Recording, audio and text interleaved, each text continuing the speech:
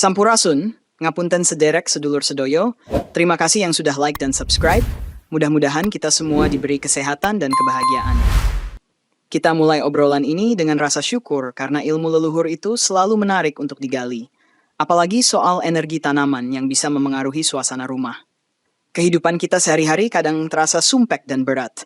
Lalu tiba-tiba muncul pertanyaan, apa ada hubungannya dengan tanaman yang kita pelihara? Terus, orang Jawa dulu sering mewanti-wanti soal keberkahan yang bisa terganggu kalau kita sembrono memilih tanaman. Bener nggak sih? Tapi sebelum lanjut, aku sempat lupa mau bilang. Semoga sedulur semua tetap semangat ya di tengah kesibukan yang tiada habisnya. Lah, kalau sudah ngomong soal energi, kita ingat bahwa tanaman bukan cuma penghias, tapi juga bisa membawa vibrasi tertentu ke dalam rumah.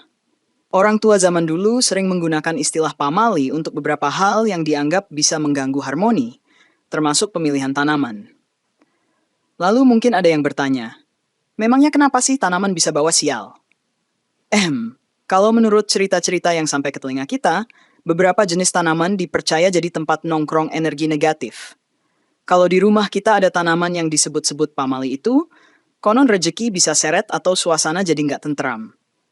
Tapi, semua ini tentu kembali ke keyakinan masing-masing, dan kita tetap bisa menghormati kearifan leluhur sambil tetap memakai logika masa kini. Nah, kenapa penting untuk membahas ini? Soalnya banyak orang yang asal beli tanaman hias tanpa tahu latar belakang mitos atau energi yang terkandung di dalamnya. Kalau sedulur sekalian pernah merasa ada aura aneh di rumah tanpa alasan jelas, mungkin salah satu penyebabnya adalah tanaman yang kita pelihara sendiri. Ini bukan berarti kita anti sama tanaman loh, cuma kita perlu lebih bijak dan peka. Eits, tunggu sebentar, kok aku jadi ikut merinding ya kalau ngomongin aura negatif begini. Orang Jawa itu terkenal dengan ilmu titen, yakni kebijaksanaan turun-temurun yang mempertimbangkan pengalaman nyata. Maka dari itu, kita akan membahas 7 tanaman yang katanya bisa menarik energi negatif dan kesialan, sekaligus sedikit cerita dan petuah nenek moyang. Jangan takut duluan, karena tidak semua mitos itu pasti kejadian, tapi lebih baik kita waspada dan tahu cara menyeimbangkan energi rumah. Siapa tahu info ini bermanfaat, ya kan? Kadang hal kecil yang kita anggap sepele bisa berdampak besar dalam kehidupan sehari-hari. Nah, ayo kita lanjut ke bab berikutnya untuk detail masing-masing tanaman.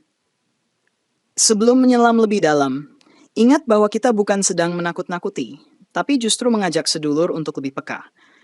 Energi itu hal yang halus, tapi efeknya bisa nyata kalau kita tidak hati-hati. Setiap rumah punya karakter berbeda, namun filosofi leluhur mengajarkan kita untuk selalu seimbang dalam merawat alam sekitar. Yang paling penting adalah niat baik kita dalam menjaga tanaman, supaya tidak menjadi beban melainkan penambah kecantikan rumah. Jadi, yuk kita berpegang teguh pada kebijaksanaan warisan orang tua, dan buka hati buat pengetahuan baru. Banyak orang Jawa mengaitkan pohon ara atau beringin kecil dengan tempat bersemayamnya roh gaib, entah itu penunggu halus atau jin-jin iseng yang suka numpang hidup. Konon katanya, kalau pohon ini ditanam di pekarangan rumah, bisa bikin penghuninya sering diganggu mimpi buruk atau gelisah tanpa sebab. Lah, aku sendiri dulu pernah mendengar cerita kerabat yang tidur nggak nyenyak karena menanam beringin mini di dalam pot besar. Eits, jadi takut ya, tapi tenang saja. Ini bisa jadi cuma kebetulan kalau belum ada buktinya secara ilmiah. Tapi, cerita-cerita kuno mengatakan, pohon ini seperti magnet bagi energi yang sulit dikendalikan. Jadi banyak sesepuh menganjurkan untuk menghindarinya. Kalau dipikir-pikir, kenapa pohon ara disinyalir jadi tempat makhluk halus? Mungkin karena akar-akarnya yang kuat dan menjuntai seperti lorong bagi energi halus, terutama kalau pohonnya sudah cukup besar. Ditambah lagi, pohon beringin seringkali dianggap keramat dalam banyak budaya, membuat kehadirannya kerap dihubungkan dengan dunia gaib. Kadang waktu kita main ke alun-alun, kan suka lihat pohon beringin besar yang dikeramatkan orang. Jadi mungkin ada kaitannya dengan itu. Tapi kita perlu tetap tenang dan nggak usah keburu parno, karena setiap orang punya pengalaman berbeda. Orang tua sering bilang, kalau rumahmu kecil jangan nekat nanam beringin, nanti rezekimu juga kegencet. Bagi kita, ini mungkin terdengar aneh, tapi menurut mereka, pohon ara bisa mengambil banyak energi, baik yang seharusnya beredar di dalam rumah. Konon, karena sifatnya yang besar dan angker, maka sirkulasi energi di rumah jadi kurang harmonis. Di situ, pemilik rumah kerap merasakan suasana sumpek, pertengkaran ringan yang sering terjadi, atau bahkan kegagalan dalam usaha. Lah, benar atau enggaknya, kita serahkan saja pada keyakinan masing-masing. Tapi memang sebaiknya kita waspada dan bijak saat memilih pohon. Kalau sudah terlanjur menanam pohon ara, apa yang bisa dilakukan?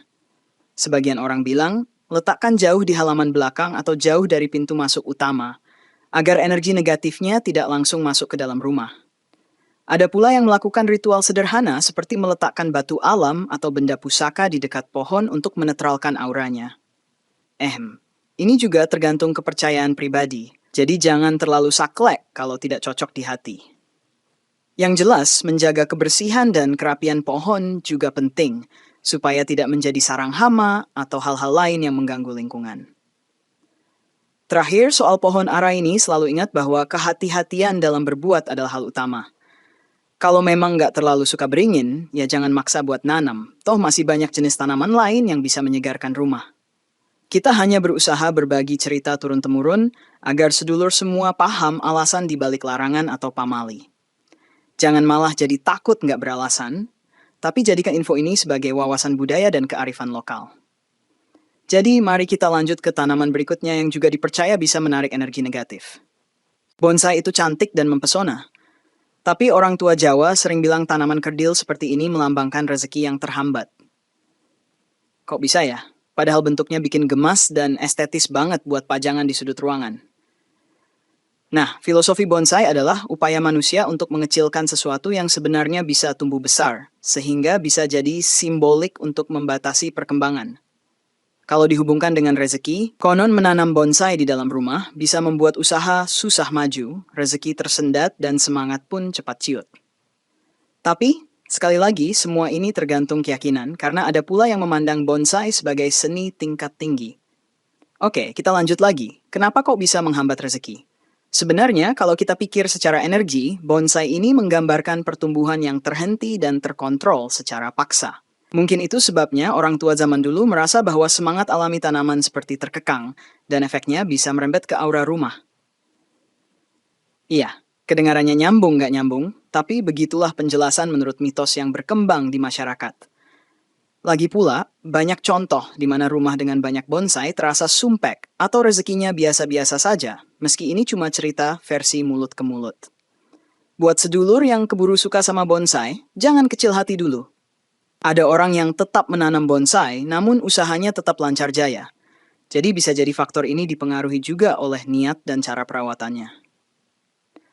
Kalau kata sesepuh, daripada menaruh bonsai di dalam rumah, lebih baik tempatkan di teras atau halaman depan yang cukup luas.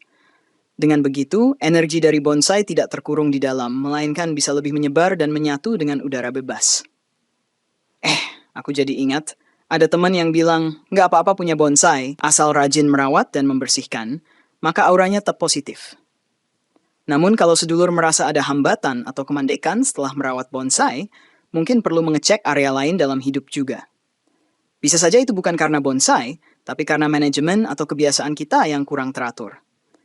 Tapi kadang mitos memang kuat memengaruhi pikiran, jadi kalau sudah kepalang percaya, lebih baik ikuti nasihat leluhur agar hati tenang. Tidak salah juga kok. Karena ketenangan batin bisa memudahkan kita berpikir jernih, dan jernihnya pikiran itu modal penting dalam meraih rezeki. Jadi, mau buang bonsai atau tetap merawatnya, itu kembali pada pilihan masing-masing. Sebagai penutup soal bonsai, mari kita ingat bahwa kecantikan dan simbolisme sering berjalan berdampingan. Kalau memang suka dan merasa bonsai adalah bagian dari seni, silakan rawat dengan sebaik-baiknya, tanpa ada rasa takut berlebihan. Jangan pula memaksakan diri menanam bonsai hanya karena tren, sementara di hati masih ragu. Lebih baik memilih tanaman yang selaras dengan keyakinan serta kepribadian kita, agar rumah benar-benar menjadi tempat teduh dan nyaman. Sekarang kita lanjutkan ke tanaman lain yang katanya bikin duri dalam rumah. Maksudnya bikin suasana nggak enak. Kaktus itu unik dan hemat air, tapi ada mitos yang mengatakan kalau duri-durinya bisa menebarkan aura permusuhan dalam rumah. Kita sering melihat kaktus dijadikan dekorasi meja kerja atau jendela dapur, padahal kata orang tua zaman dulu, duri itu lambang konflik yang tak terlihat. Ya, bayangkan saja, duri kaktus selalu siaga menusuk siapapun yang menyentuhnya tanpa hati-hati. Serem atau gimana ya? Tapi konon hal itu bisa memicu pertengkaran kecil yang semakin lama semakin membesar, sehingga rumah jadi nggak tenang. Namun sekali lagi, kita tetap boleh punya sudut pandang berbeda, karena banyak juga penggemar kaktus yang hidupnya adem ayem. Kalau ditanya kenapa kaktus dianggap membawa kesialan, biasanya dijawab karena lambang pertahanan diri yang ekstrim. Tanaman ini tumbuh di tempat kering dan keras, sehingga energinya cenderung menolak dan mempertahankan diri. Dalam keyakinan Jawa, terlalu banyak sifat defensif dalam rumah bisa menghalangi rezeki dan membuat penghuninya jadi mudah tersinggung. Iya, mungkin itu cuma metafora. Tapi kalau kita perhatikan, suasana rumah yang dihiasi beberapa kaktus kadang memunculkan aura dingin. Tapi tentu nggak semua orang merasakan hal sama, jadi kita harus bijak menilai. Bagaimana cara menyiasati kalau terlanjur punya kaktus di dalam rumah? Sebagian orang menyarankan untuk meletakkan kaktus di luar rumah, misalnya di teras atau taman, agar energi pertahanan itu tidak menghalangi keharmonisan keluarga. Selain itu, ada yang percaya bahwa menambahkan tanaman lain yang daunnya lebar atau bunganya cerah di dekat kaktus bisa menetralkan aura kurang ramah. Ini semacam upaya mencari keseimbangan, kan? Ya, kita semua bisa mencoba atau tidak, tergantung rasa percaya. Nah, ada satu cerita kakek saya dulu. Katanya kalau anak sering menangis di malam hari, coba dicek. Siapa tahu ada kaktus di kamar atau di ruang dekat kamar. Hah, beneran? Kok jadi konyol ya? Tapi apa salahnya dicek dulu? Siapa tahu memang hal itu salah satu pemicunya. Toh kita juga nggak rugi apa-apa kalau mau mindahin tanaman. Eits, tapi kalau sudah dicoba dan nggak ada perubahan, ya mungkin kita harus cari penyebab lain. Misalnya suhu kamar terlalu panas atau si anak kelaparan. Intinya, jangan sampai kaktus yang indah dan eksotis itu malah bikin kita hidup penuh prasangka. Kalau masih suka dan merasa nyaman dengan kaktus, tetaplah rawat. Tapi kalau mulai terasa aura negatif atau sering terjadi konflik, boleh deh dipertimbangkan untuk pindah tempat. Jangan ragu buang atau kasih ke teman yang memang suka, daripada bikin batin kita was-was. Kita lanjut ke tanaman berikutnya, yang juga punya efek dua sisi, alias ada yang bilang bagus, tapi ada yang bilang kesialan. Lidah mertua, atau yang punya nama keren Sansevieria, terkenal sebagai tanaman hias yang kuat dan dapat membersihkan udara. Tapi di sisi lain, orang Jawa sering mengatakan tanaman ini punya energi pelindung yang bisa berubah negatif jika ditempatkan sembarangan. Mungkin karena bentuk daunnya mirip pedang yang runcing, sehingga memberi kesan tegas sekaligus tajam. Kadang tanaman ini malah dijuluki pedang setan dalam cerita tertentu. Tapi jangan ngeri dulu. Itu cuma julukan iseng. Kalau dirawat dengan benar, lidah mertua bisa jadi penyejuk dan pelindung dalam rumah loh. Kok bisa jadi negatif? Nah, katanya kalau ditaruh di tempat yang kurang cahaya atau dekat pintu masuk utama, lidah mertua bisa menghalangi aliran rezeki dan membuat suasana jadi panas. Katanya sih, aura defensifnya makin kuat, membuat energi harmonis sulit mengalir luasa. Tapi jangan khawatir, solusi sederhana adalah menempatkannya di pojok ruangan yang agak terang dan tidak langsung menghadap pintu. Lagian, kalau kebanyakan tanaman berdaun lancip di area lalu lalang, rawan juga kesenggol dan berpotensi melukai kulit kita. Orang tua kadang bilang, lidah mertua itu seperti mertua yang galak, tapi kalau dihormati dan diperlakukan baik, akan jadi penjaga rumah. Mungkin kita bisa menafsirkannya sebagai tanda supaya kita merawat tanaman ini dengan penuh kasih, tidak asal taruh, lalu dilupakan. Kalau dirawat rutin, disiram pas waktunya, dibersihkan dari daun kering, maka aura perlindungan akan bekerja positif. Tapi kalau dibiarkan kotor atau layu, bisa jadi malah memunculkan energi negatif. Lah, sama kayak manusia juga ya, kalau sehat dan bersih pasti auranya enak dipandang. Sebenarnya, banyak ahli Feng Shui yang justru merekomendasikan lidah mertua karena bisa menyerap racun udara dalam ruangan. Jadi, terkadang kita perlu menyeimbangkan antara nasihat leluhur dan pengetahuan modern. Kalau kita masih ragu, boleh saja sesekali menggeser pot atau mencoba menambah tanaman lain di sekitarnya. Jangan lupa mengecek perasaan kita sendiri, apakah jadi lebih lega atau justru makin sumpek. Setiap rumah dan penghuninya pasti punya cerita berbeda. Jadi nggak ada aturan mutlak yang benar untuk semua orang. Inti pesan dari cerita lidah mertua ini adalah, apapun tanaman yang kita pelihara, kalau tidak dirawat dan diletakkan dengan tepat, bisa saja membawa masalah. Jangan keburu menuduh tanaman ini sebagai sumber kesialan, sementara kita sendiri yang mungkin kurang telaten. Kalau memang merasa janggal, Coba pindahkan, rawat lebih baik, atau kombinasikan dengan tanaman lain. Kita perlu fleksibel, mengikuti keadaan dan arahan batin yang dirasa paling nyaman. Nah, lanjut yuk ke tanaman berikutnya. Yang namanya indah, tapi katanya justru menghambat keberkahan. Sri Rejeki, atau dikenal juga dengan Dieffenbachia, sering dianggap tanaman pembawa hoki karena namanya mengandung kata rejeki. Ironisnya, ada mitos Jawa yang mengatakan justru tanaman ini bisa membalikan keadaan, artinya bukannya menambah rejeki malah bikin seret. Mungkin karena getahnya yang beracun dan bisa membuat gatal, beberapa orang meyakini hal itu memancing energi negatif. Kadang nenek bilang, namanya aja manis, tapi racunnya ganas. Walaupun itu terkesan lebay. Bagaimanapun, kita perlu tahu kalau banyak orang sudah mempercayai hal ini secara turun-temurun. Kalau ditanya alasan logis, mungkin karena tanaman ini populer di mana-mana, sehingga cerita negatif pun mudah tersebar. Ada kisah teman yang menaruh banyak Sri Rejeki di ruang tamu, lalu usahanya mendadak lesu dan pendapatannya anjlok. Entah kebetulan atau tidak, tapi akhirnya dia memindahkan tanaman itu ke beranda dan mulai merasa keadaannya membaik. Iya, ini bisa jadi efek sugesti. Tapi kita nggak bisa menampik peran energi dalam kehidupan sehari-hari. Salah satu pelajaran leluhur adalah selalu jaga sinergi antara lingkungan dan diri kita. Orang Jawa juga sering menekankan pentingnya menjaga perkataan dan perbuatan seiring merawat tanaman ini. Katanya jangan suka ngomong negatif kalau punya Sri Rejeki, nanti energi kita sendiri yang terperangkap. Seolah-olah tanaman ini peka terhadap vibes pemiliknya, dan bisa mempercepat turunnya semangat kalau kita lalai. Namun, bagi yang suka, Sri Rejeki sebenarnya cantik banget bisa menyemarakkan suasana rumah dengan daun bercorak unik. Jadi, sebaiknya kita pahami potensi negatif dan positifnya, lalu pilih tindakan yang membuat kita nyaman. Jika sudah terlanjur punya banyak Sri Rejeki, tidak perlu langsung dibuang. Cobalah pindahkan secara bertahap, misalnya menaruh 1 atau 2 pot di luar ruangan untuk menyeimbangkan energinya. Perhatikan juga penataan dan pencahayaan, karena tanaman ini cukup sensitif dengan lingkungannya. Terkadang masalah timbul bukan karena mistis, tapi karena tanaman yang kurang sehat dan menimbulkan suasana sumpek dalam ruangan. Jadi saran leluhur tetap relevan, yaitu jaga kebersihan dan kesehatan tanaman agar rumah kita selalu segar. Kita harus ingat bahwa meski namanya Sri Rejeki, bukan berarti otomatis mendatangkan kekayaan. Demikian pula, bukan berarti pasti membuat rejeki seret, karena masing-masing orang bisa berbeda pengalaman. Intinya, mari bijak dan tetap menghormati kearifan lokal yang mengingatkan kita untuk hati-hati. Kalau masih ragu, selalu dengarkan intuisi dan jangan memaksakan sesuatu yang bertentangan dengan keyakinan kita. Yuk, kita lanjut ke tanaman selanjutnya, yaitu pohon sawo yang konon katanya menyiratkan kesedihan. Pohon sawo sering dikaitkan dengan warna buahnya yang cenderung coklat gelap, menyerupai warna tanah atau kayu yang melekat dengan kesan duka. Orang Jawa kadang melihatnya sebagai simbol berkabung atau penanda kesedihan yang berkepanjangan.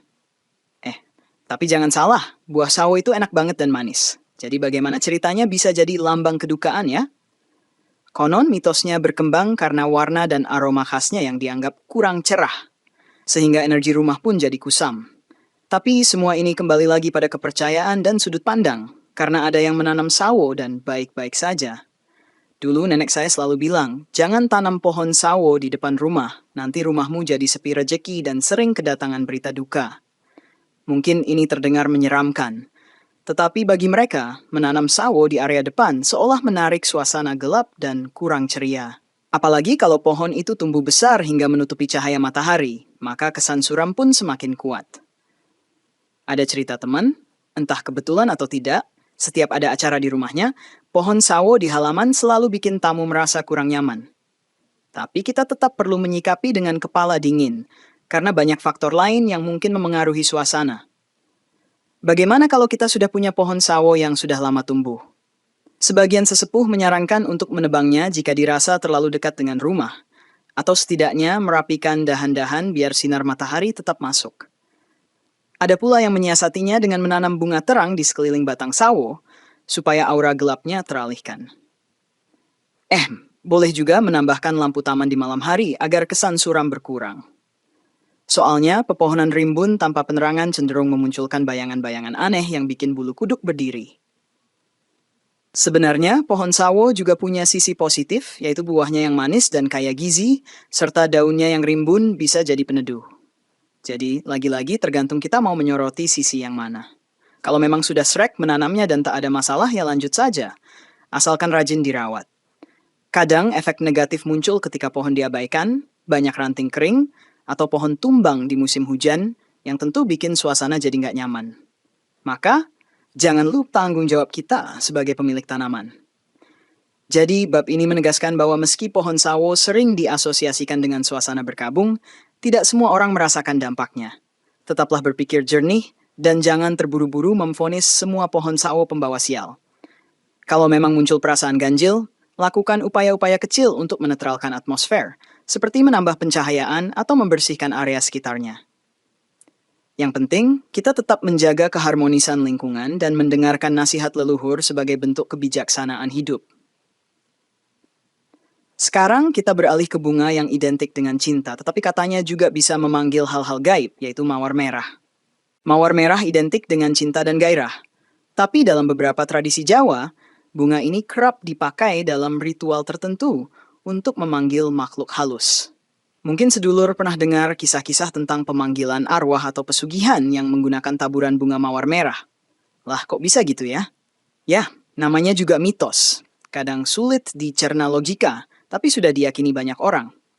Kita pun perlu berhati-hati kalau mau menanamnya, supaya suasana di rumah tidak jadi merinding tiap malam Jumat. Katanya, wangi mawar merah itu terlalu kuat membuat makhluk halus tertarik untuk mendekat. Selain itu, warna merah sering dikaitkan dengan semangat yang mengundang, sehingga bukan cuma energi baik yang tertarik, tapi energi negatif pun bisa ikut mendekat. Bener nggak sih? Atau cuma kabar angin? Kita bisa saja menganggapnya sekadar legenda. Tapi kenyataannya ada orang yang merasa sering diganggu setelah menanam banyak mawar merah di halamannya. Bisa karena faktor lain juga. Tapi apa salahnya berjaga-jaga? Jangan keburu parno, karena banyak juga yang menghiasi taman dengan mawar merah dan hidupnya tetap adem ayem. Kuncinya, kata leluhur, adalah menanam dengan niat baik, rutin merawat, dan tidak membiarkan bunganya membusuk atau jatuh berserakan. Konon, kalau bunganya layu dibiarkan berhari-hari, energi mistis bisa bersarang di situ dan jadi pintu masuk hal-hal aneh. Ya, sekilas mirip cerita film horor sih, tapi bagi yang percaya, itu jadi motivasi untuk selalu membersihkan kebun. Membersihkan kebun memang bagus supaya nggak jadi sarang nyamuk juga kan?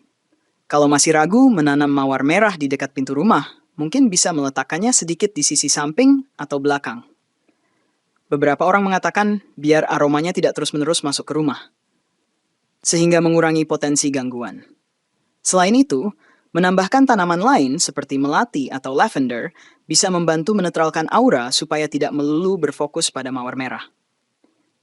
Ada juga yang menyarankan menempelkan rajah atau doa tertentu di pot, tapi itu kembali ke keyakinan masing-masing. Intinya, mawar merah punya sisi romantis sekaligus sisi mistis, tergantung cara pandang kita. Kalau disikapi dengan santai dan dirawat dengan baik, kemungkinan besar tidak akan menimbulkan apa-apa selain keindahan. Tapi kalau sedulur merasa khawatir atau malah sering mengalami kejadian aneh, ya lebih baik dievaluasi dan mungkin dipindahkan atau dikurangi jumlahnya.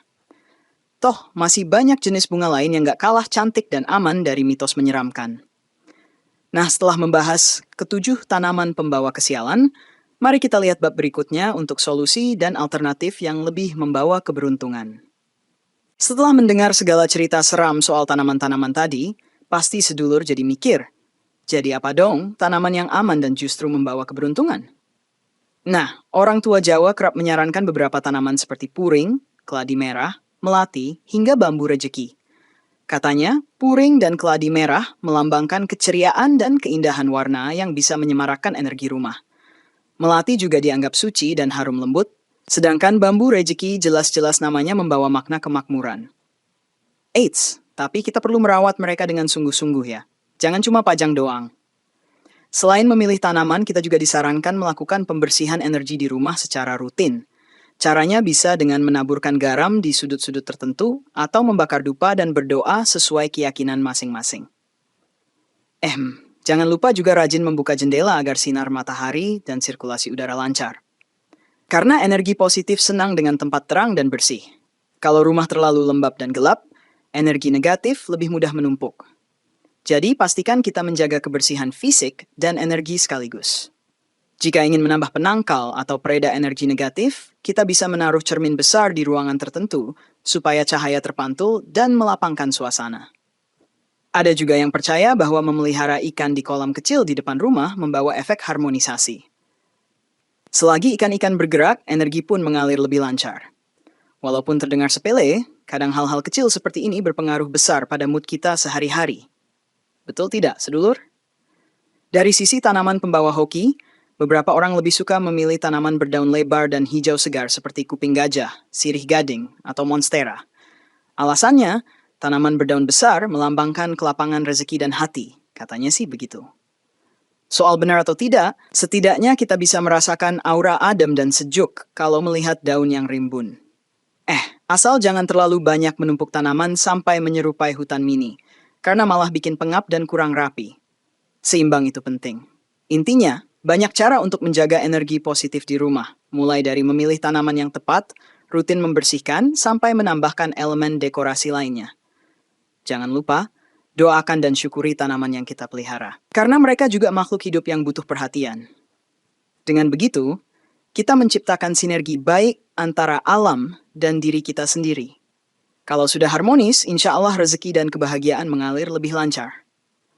Sekarang, kita sampai di bab terakhir untuk menutup seluruh pembahasan tentang tanaman pembawa kesialan dan cara mengatasinya. Sudah panjang lebar kita ngobrol tentang 7 tanaman yang konon membawa energi negatif, dari pohon ara sampai mawar merah, beserta solusinya. Semoga sedulur semua bisa mengambil hikmah dan menyeleksi mana yang cocok dengan hati, karena tidak semua hal harus kita telan bulat-bulat. Orang Jawa bilang, urip iku sawang sinawang.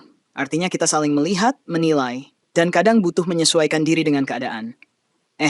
Tapi jangan lupa, hal terpenting adalah tetap menjaga keselarasan antara pikiran, perbuatan, dan lingkungan. Kalau sudah selaras, tanaman apapun akan tumbuh subur dan membawa kebahagiaan kok. Mitos dan cerita turun-temurun bukan berarti pasti benar atau salah, tapi mereka mengandung pesan agar kita lebih bijaksana. Kadang kita meremehkan aspek energi atau vibe dalam rumah, padahal itu hal yang memengaruhi kenyamanan keluarga. Kalau sedulur merasa ada gangguan, boleh cek dulu perabotan, tata letak, termasuk tanaman yang kita rawat. Bisa jadi memang ada tanaman bermasalah yang membuat suasana kurang kondusif. Meskipun begitu, jangan sampai kita menuduh sembarangan, karena perlu bukti dan rasa hati yang peka. Dalam menghadapi cerita-cerita seperti ini, kita juga sebaiknya tidak menertawakan atau menyepelekan keyakinan orang lain. Masing-masing punya pengalaman dan latar belakang budaya, jadi lebih baik kita saling menghormati. Orang tua dulu merumuskan pamali bukan untuk menakut-nakuti, tapi untuk menanamkan sikap waspada dan tanggung jawab. Bagaimanapun, kitalah yang akan menuai hasil dari apa yang kita tanam, baik secara fisik maupun energi. Jadi mari kita perlakukan tanaman kita dengan cinta. Jangan lupa, ilmu modern juga penting kita pertimbangkan. Kalau tanaman yang kita miliki secara ilmiah berbahaya bagi anak-anak atau hewan peliharaan, itu juga alasan kuat untuk menyingkirkannya. Kita tidak mau kan, buah hati atau kucing kesayangan kena getah beracun. Kombinasi antara sains dan kearifan lokal akan membuat kita lebih luwes dalam merawat rumah. Aku tadi sempat mau menyebut satu contoh penelitian, tapi lupa judulnya apa. Maaf ya. Yang jelas, pengetahuan selalu berkembang, dan kita pun perlu terus belajar. Akhir kata, semoga petuah dan narasi ini membawa manfaat bagi sedulur semua. Kalau punya cerita atau pendapat lain, silakan dibagikan. Karena semakin banyak perspektif, semakin kaya pula pemahaman kita. Jangan lupa tetap semangat dalam menjaga kebersihan, kesehatan, dan kenyamanan rumah.